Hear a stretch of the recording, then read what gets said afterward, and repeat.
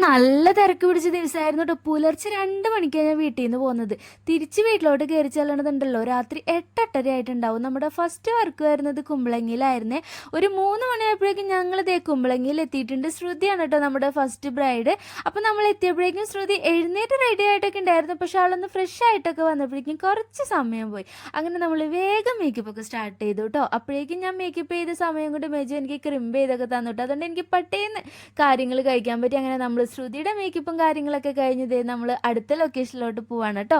നമ്മുടെ അടുത്ത ബ്രൈഡ് ദേവിയാണ്, ചേരാനല്ലൂരാണ് കേട്ടോ നമ്മുടെ നെക്സ്റ്റ് ലൊക്കേഷൻ വരുന്നത്. ദേവി നമ്മളോട് ഒരു ഗ്ലോയി മേക്കപ്പ് ഒക്കെയാണ് ആൾ പറഞ്ഞിട്ടുണ്ടായിരുന്നത്. അപ്പോൾ ആൾ പറഞ്ഞ പോലെ തന്നെ ഒരു നല്ല ഗ്ലോയി മേക്കപ്പ് ഒക്കെയാണ് കേട്ടോ നമ്മൾ ചെയ്തു കൊടുത്തിട്ടുണ്ടായിരുന്നത്.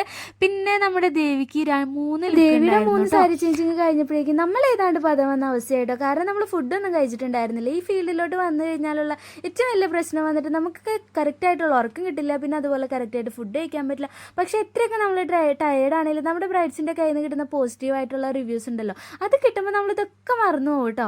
അങ്ങനെ നമ്മൾ നേരെ പോയത് ശ്രുതിയുടെ അടുത്തോട്ട് തന്നെയാണ് കേട്ടോ. ശ്രുതിയുടെ റിസപ്ഷൻ ലുക്ക് ഉണ്ട് വൈകുന്നേരത്തെ.